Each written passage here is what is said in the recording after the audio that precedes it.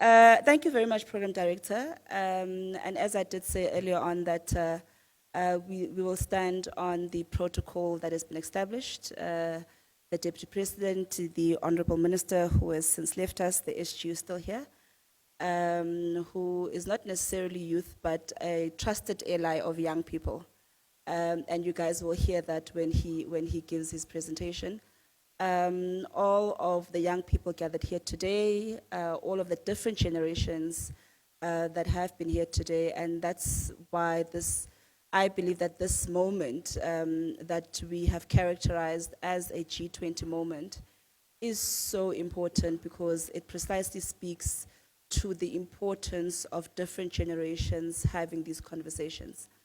Now, as young people, we often like to think that we have all the answers. And we do have great ideas, but our elders also have very insightful experience. And it's through those innovative ideas, the experience that we learn from them, that, as the young lady earlier on said, that we will build together. Okay. That we will build together. So let me start by congratulating the NYDA.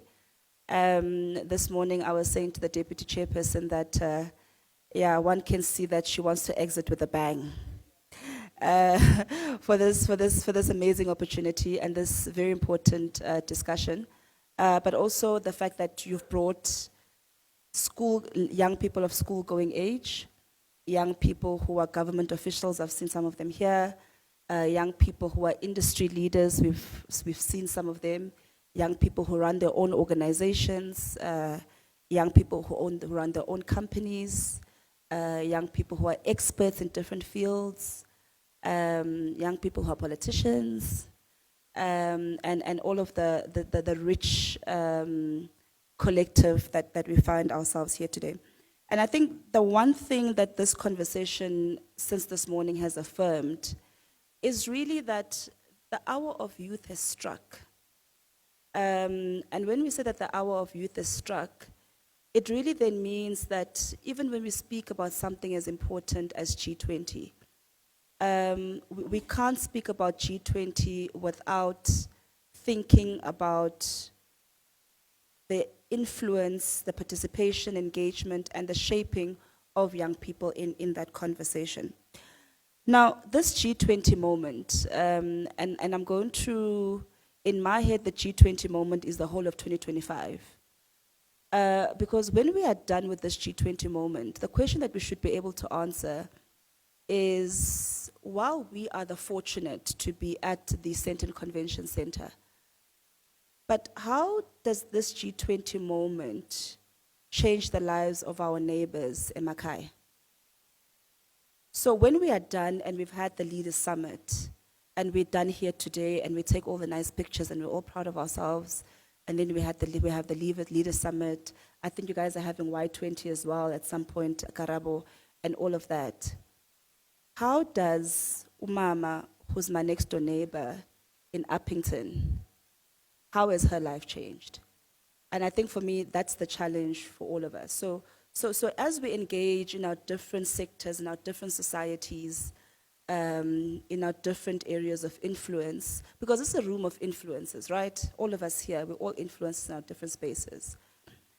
But the most important, because at the end of the day, and I always say this to my team, that that I can't quantify, I don't do.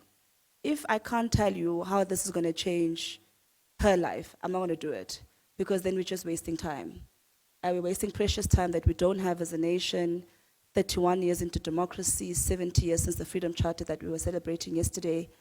Most importantly is, how do we use the opportunities that we've gotten, the platforms that we've gotten as young people to make a meaningful change? Because yes, we can say we want to build our country together, and that's important. But what is that building? And I think that's the challenge I want to start with here today in the conversations that are going to unfold. We've made the statement in the opening address that says young people want to build our country together, but let's be able to define, what are we building? How does it look like? And what do we want to achieve? Now, this roundtable, ladies and gentlemen, for me, provides us with an opportunity, as I said, to shape our future, and we're doing so through dialogue. And it's so important that we do so through dialogue, precisely because the young people that came before us, the ones that ensured that we have the democracy that we speak about today, shaped their future, but they did that through bloodshed. So the other challenge, therefore, as we're engaging in this dialogue, is that by us not betraying their sacrifice, because we can't betray their sacrifice. There are young people that died, our age, and people that are younger than us that died. So therefore, when we engage in the next couple of hours, and we do that through dialogue, it becomes so important that this consensus of ours speaks to issues that really affect our world today. And what are those issues? We are all aware of the problem that we have of economic stagnation, inequality, climate change that is causing havoc all over the country. We've seen the floods, we've seen what's happening in the Eastern Cape and KZN over the last couple of years, and most importantly, youth exclusion. Now, youth exclusion is it's such a fundamental thing. I always say, I don't see them, I saw Kanakana here earlier on today, I always say to them, when they have these SIAC events of theirs, and I always ask them, like, beyond yourselves as former VET students and us as the elite, how are our programs benefiting those that are excluded from these platforms? Because otherwise it's just us and our friends are having these conversations. So we have to talk about youth exclusion.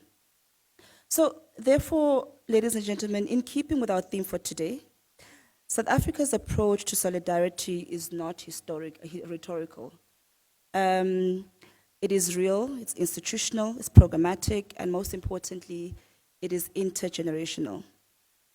And we express this through our flagship programs, based in the presidency that I'm going to speak about a little bit, that aim to realign our economy and state around inclusion, dignity, and the opportunities that our peers need. One of the most transformative interventions in addressing youth unemployment is, of course, the Presidential Youth Employment Initiative that the Deputy President alluded to earlier on. And I just want to speak about this a little bit, because we often find that, this program was introduced in 2020. And since we came into office, we actually find that a lot of young people are actually not even aware of the many opportunities that exist for them. And some of what we have to do is to bring awareness to young people to be able to access those opportunities, because they do exist, and there's so much of it. Now, the PYEI operates through various implementing partners, which includes the Department of Basic Education, Higher Education, Training, Trade and Industry, Competition, Employment and Labor, as well, of course, as our partners in the private sector space, as well as non-governmental organizations. Now, again, as the DP said earlier on, since inception, this program has been able to benefit 1.7 million young people through livelihoods, through opportunities for livelihoods since its inception. A very important platform, and I hope that we do have them here today, Karabo, is the SA Youth team, which really is a platform that was created by the South African government that is really intended to be a one-stop shop for any and everything youth-related. It has information about how to access business funding opportunities, how to access job placement opportunities, how to write a CV for those who've never been able to write a CV. You go on, it's zero-rated, you don't have to have data for it, and it's really created to ensure that our young people that are seated in our rural areas are able to go on there and access these opportunities that are meant for them. Now, I'm not going to go into the numbers of what we've done so far, but I wanted to speak about one aspect of this particular program that I myself think is so important, because often we speak about 1.7 million young people or opportunities created. In the year 2024, we've had 76,500 earning opportunities created for young people. But what we also find when we go into our communities, for most of these young people, is that they finish school, they access internships, and after that, after 6 months, they're back at home. Or they do a skills program, after 12 months, they're back at home. Because what many of our private partners that we've also realized do is because, remember, there's a lot of money in skilling. So there's a lot of money in skilling. Government pumps up so much money. You can just look at all of the SETAs. I know that there are some chairpersons of our SETAs and some representatives from our different SETAs here today. There's so much money that government invests into skilling young people. But the point is that once you've skilled a young person, you want them to be able to use that skill for a means to be able to become economically active. So what we've done through the Department of Trade and Industry, through a fund that is actually administered by the Department of Trade and Industry, it's called the Jobs Boost Program, which is part of the Presidential Employment Intervention. And what the Jobs Boost Program does, is currently in its pilot phase, but the idea of that is to ensure that at the time a young person enters into a skilling program, a job is already guaranteed for them. Because that's what you want. You want to be able to pair a young person, not just with the skill, but with the job. And it's an outcomes-based fund that focuses on how you track the young person from the time they enter into the program to the time at which they are placed in employment. Because that's the only way that we are going to change the very scary numbers that the SG is going to give you when he speaks a bit later. And how does it work? So it works with, so the implementing partners, which is all of the different skills development and skills training partners, they only get 80%. At the inception of the intake of young people, they get 20% of their funding, and the 80% is only paid out at the time at which a young person has been in a job, not paid for by government, but paid for by the employer for a minimum of 6 months. And the reason that we're doing that, and we're hoping to upscale it in the next year, is precisely because we don't just want temporary placements. We want quality jobs defined by duration of a young person in a job, income level, and most importantly, the potential growth.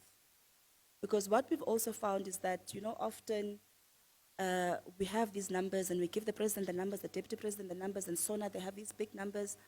And then when you ask, what jobs are these? And then you're told a young person is placed in a call center. Now, no disrespect to young people working in call centers, but we want young people to be placed in jobs where there's opportunity for growth. That's what's most important.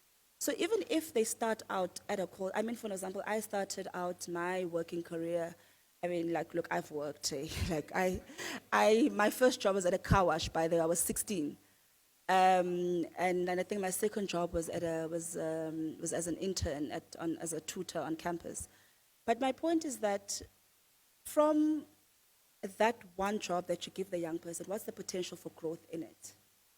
Even within the public sector, the one big debate right now that's happening in the public sector is the progression of young people even within the public sector. So how do we change the face of the public service, right? In the context that if you look at your DGs, do we have any DGs below the age of 40, for an example? I don't think so, right? Do we have a DGs below the age of 45? I also don't think so. I stand to be corrected. But the point is that when we say that you start as government, and the previous executives of the NYDA was very successful in introducing the scrapping of entry-level work for young people, entry-level work for young people, of course, but the important point is, how does that young person who enters into the public service, having scrapped entry-level work, end up being a DG in 10 to 15 years' time? Because that's what we want to see. Because that's how you're going to change the face of the public service. But also linked to that is to ensure that you also change the gender of the public service. If you look at your DGs, how many of them are women? If you look at your DDGs, how many of them are women? So linked to changing the face in terms of the age ratio also is how do you change the gender of the public service. Now, these are just, of course, some of the few things that I wanted to mention. And of course, we know that the NYDA, who are, of course, our host today, continues to play a pivotal role in enabling youth participation in the economy and society meaningfully. And I want to also, I hope that, I don't know if we have an NYDA speaker, that you will be able to tell us, Deputy Chair, how are we responding to youth that are not based in urban centers? I remember there was a point in time where we said we have to have an NYDA office in every town. I don't know if we have the budget for that, but where we don't have an office, how do we ensure that young people in towns where there aren't offices, like the town that I come from, there's no office of the NYDA there, just so you know. But how do we ensure that young people from those towns are able to get the same opportunities that those that are in our urban centers are seated with? Now, one of the things that this seventh administration, has prioritized, you would know that we of course have a government of national unity right now. And the first priority of the government of national unity is inclusive growth and job creation. And what we also know is that we are not going to achieve inclusive growth and job creation if we do not partner with the various institutions that are here today. Therefore, the importance of partnerships becomes pivotal in the work that we do. Now, the social solidarity that we embark on with these partnerships is critical to uplift is a critical vehicle for lifting us out of the economic difficulties we face and to ensure that our growth efforts are inclusive and representative of all sectors. Spurring on our growth efforts is government's Operation Vulindlela Phase 2. Now, those that are not familiar with Operation Vulindlela, it's also a program that is coordinated out of the presidency, that's also part of the work that I am responsible for. And it really is about unlocking the various reforms in different sectors of our society to ensure that we have the much needed growth that we need. This initiative streamlines and accelerates cross-cutting economic and service delivery platforms.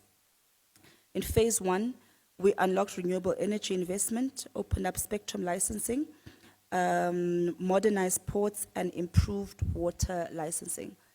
So, colleagues, the fact that we don't have load shedding right now, or that it's been reduced, the fact that the cost of data has come down, the fact that we have better entries to our ports, all of that is work of Operation Vulindlela Phase 1, which also started in 2020, and is actually we are now in Phase 2, which targets housing that will be located near jobs, municipal service reforms. We know that as government, it doesn't matter what we do at a national level, if we don't fix our municipalities, the services don't get to those that are intended. Of course, looking at digital transformation, one of the speakers that spoke about here, I think again it was the lady, the formidable, very articulate young lady who spoke, welcoming us this morning, spoke about the digital economy and digital transformation and access to that digital economy as an economy of the future. These reforms dismantle systematic barriers and help unlock youth participation in a dynamic economy.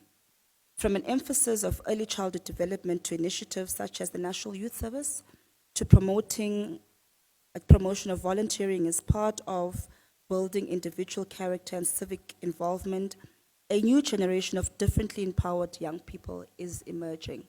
And I just want to speak about the National Youth Service a little bit, because I do think that we do undermine the importance of this service. I was speaking somewhere in Cape Town earlier on in the week at a youth expo that we were having, and I was saying that we are never going to change that 46% number of young people when we do not give back to our communities. Very important. We might take it for granted, the importance of the National Youth Service, but it is so fundamental to give our time to uplifting in our communities. I'm so happy everywhere I go interacting with young people who've decided that instead of sitting at home and being on TikTok, as one of the ladies said, they actually take their time to help other young people in giving that service. And of course, we thank the NYDA for streamlining that particular program, but also ensuring that young people do get a small stipend to be able to help them with transport, etc. Ladies and gentlemen, the needs, dreams, and searches for opportunity among South Africa's young people are the needs, dreams, and searches at play in every country in the world, including members of the G20.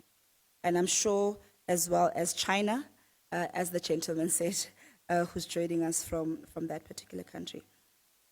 Indeed, particularly in the G20, given the large-scale immigration of mainly young people from countries perceived as offering low opportunities to countries viewed as places where dreams come true. And I'd like to believe that South Africa is one of those countries. In sending and receiving nations alike, solidarity must be our sustainable response. In the lens through which we must design policy, measure outcomes, and sustain hope. Now, before I take my seat, the next speaker is the SG of Stats SA, who I'm told is going to be giving us a picture of the plight of youth in our country. I'm sure, colleagues, you would have seen that there's a raging debate by some CEO of some bank that I hope no one banks with us here. I'm joking.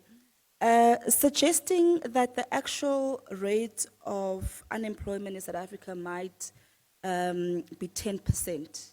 And we've seen different people participating in that particular debate. And I hope, SG, that you do clarify that, because we can't allow a situation where a debate ensues in our country that seeks to stifle what we try to do. Because the moment we try to change the definition of unemployment, we're actually fooling ourselves, because then government will not be able to adequately respond to the measure of the crisis that we are faced with. Now imagine thinking that you're responding to something that is 46% as opposed to 10%. Your policies are altered. Everything else that you do, the budgeting, everything else that you do is altered towards those numbers. So the importance of us ensuring that we continue to use credible methods of our data collection and the dissemination of our statistics that's done by Stats SA is so important to inform the policies that we come up with as government, but also most importantly, the budget that then follows those policies. So colleagues, let's not be fooled by attempts to having us have non-debates in South Africa. However, as the DP said, as I'm about to sit down, we must do more. And we must do more faster, and we must do more together. I'm going to repeat that. We must do more faster, and we must do more together. I thank you very much. Ooh.